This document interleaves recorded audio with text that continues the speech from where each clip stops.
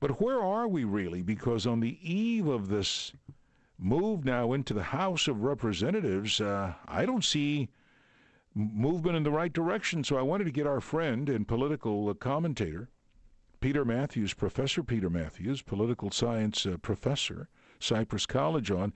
Professor, welcome to the program. Good to be with you, Dave. Two things I want to talk to you about. One is the immigration conversation. Janet Napolitano's timing, her departure. You've gotten my take. Does it matter? Well, yeah, it matters because there has to be a new approach. The Senate bill was not adequate, and the House bill is even worse. So I think the president might be looking in another direction, hopefully. So you take this as maybe a little help leaving, huh? I think so. I think that may be the case. You know, I did not think that I picture a huge commercial lawnmower, and I picture the lawnmower coming at the immigration reform proposal of the Senate, and the guy who's riding that big lawnmower, by the way, it's all Republicans who make up the lawnmower, and the guy on top is John Boehner. And I don't think that President Obama can afford a defeat of something that he has now promised to a huge constituency. Failure on immigration reform would not be a good thing for the party right now. It would not be good on a political level for the president or the party in the midterm elections, but more importantly, the Senate bill had a lot of problems with it. Some of the top Latino organizations like MAPA and Hermandad Nacional and the LULAC, LULAC California is hedging its bets. It's saying that the bill like it is should not be passed in the House.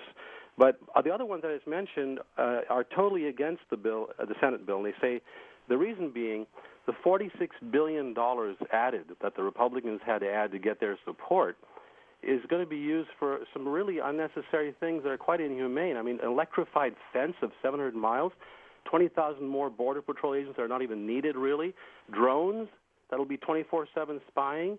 You know, the crossing of the border of people undocumented has been dropping tremendously.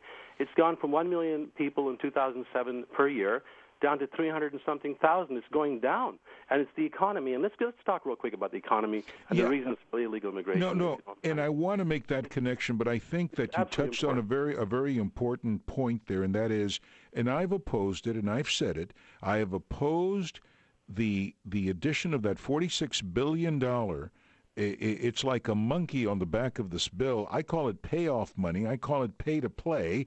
If Republicans are going to play, they want to get paid off, and this will give some of their big donors a lot to chew on. We're talking contracts. But let's talk about how, you know, the economy of America needs the immigrant labor. Let's talk about that, and then stimulus.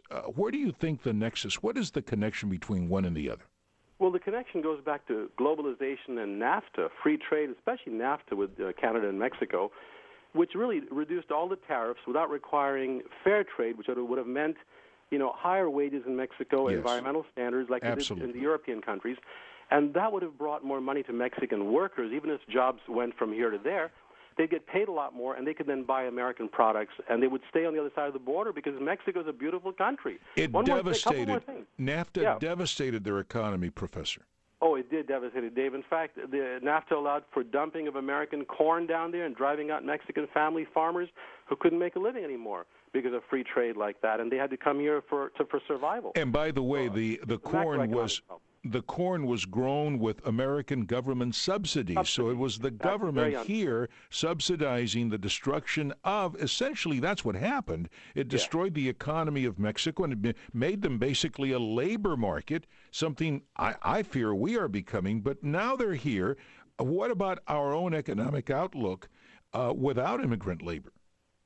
Well, we've got to have working people here, you know, that's for sure. And we have to find a pathway to citizenship much more efficiently and rapidly for the 11 million or 12 million undocumented folks because we need them, and they work very hard in so many jobs that the middle class here uses, and even the rich agribusiness. They hire these folks undocumented for next to nothing out in the fields. And, you know, we need these folks, and they paid their taxes all these years. We should have a much faster path to citizenship for them. Look at the 1986 reform. 1986 only took 18 months to apply. So let me ask you this, Professor, and I so enjoy my conversations with you because you bring a refreshing insight, and that's this. I think the way it sits right now, you've got Republicans in the House who are towing, should we say, the old positions, which is, oh, we don't want them illegals in America. And then you've got senators who are saying, wait a second, we need to present the business perspective. Who do you think is going to win out in this argument? Oh, man. I think that the Tea Party right-wingers and others on the right side of the Republican Party who are saying we don't want any undocumented folks to be able to be documented here. They don't belong here, et cetera, et cetera. Those folks are so strong because they have districts that they're elected from that are one-sided. They're totally safe in those districts. They're not swing districts. They're right-wing districts that don't like immigration, period. And so these guys are going to hold firm.